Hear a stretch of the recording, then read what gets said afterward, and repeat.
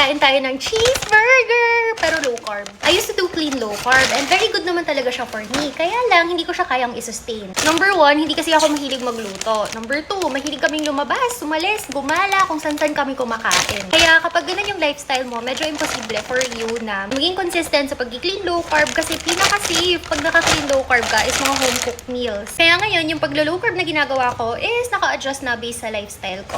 Most of the time, dirty. Kung kayang clean, edi clean. Pero hindi na ako masyadong obsessed sa mga ganong category. Anyway, tanghali na kami gumising ng aking asawa. Nakatulog kasi kami ng alas 7 ng umaga. Galing kami somewhere. Kaya nagpa-deliver na lang kami ng pagkain. So, triple cheeseburger yung in-order namin. Etong si triple cheeseburger, of course, hindi siya low carb dahil dito sa kanyang tinapay. So, yung pwede natin gawin is tanggalin yung tinapay tapos palitan ng low carb na bread or sa case ko, ang pinapalit ko ay lettuce. Ito yung palagi kong binibili, yung washed and trimmed na para pang tamad talaga na kagaya ko. Mas pricey nga lang siya, pero mas okay yun for me kasi nga, hindi na ako maghuhugas, tapos ganyan na lang, kukunin ko na lang ng ganyan, tapos yun yung gagamitin ko para sa aking salad and para sa aking burger. Kapag order kayo ng burger, tapos gusto nyo na low carb siya, i-request nyo na huwag maglagay ng ketchup kasi yung ketchup mataas din yung sugar niya. Yung sa amin, hindi namin na-request, pero yung ketchup naman nasa tinapay, so okay lang din. Konting ketchup na lang yun natira, so okay na yan. Tapos meron siyang pickles, low carb naman yung pickles dahil ano lang naman yan, cucumber lang naman yan. So, ayan. Instead na gamitin yung regular na tinapay, gagamit tayo ng lettuce. Tada! Ayan! So, McDonald's burger. Ito naman yung kaparas niyan.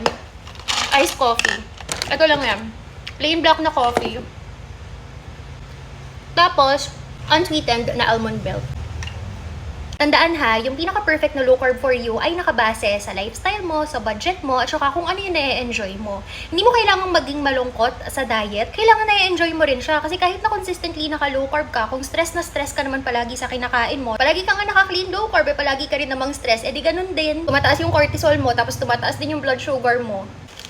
Kung nakakapag-clean low carb ka everyday, that's good. Pero kung hindi mo kaya, hindi mo kailangan na makipagsabayan sa kanila ng mga nakakapag-clean low carb. I-adjust mo lang si low carb based sa lifestyle mo, based sa preference mo, at based sa kung ano yung nakakapagpasaya sa'yo. Tsaka I'm on my period, kaya ito yung cravings ko. Ito pala yung dessert ko after. This is low carb bread na hindi ko alam kung paano ginawa ha, kasi gawa to ng sister ko. So, isang peraso lang, kay Auntie Bear tong isa. Tapos, cheese! Tignan nyo yan. Itong bread, nilagyan ko lang ng butter, kaya ganyan yung color niya. Tapos, air fry, and ayan, kaya crispy siya. For reminder ha, hindi porket low carb yung tinapay na kinakain ninyo, ibig sabihin pwede kayong kumain ng napakarami. Kasi kahit low carb bread yan,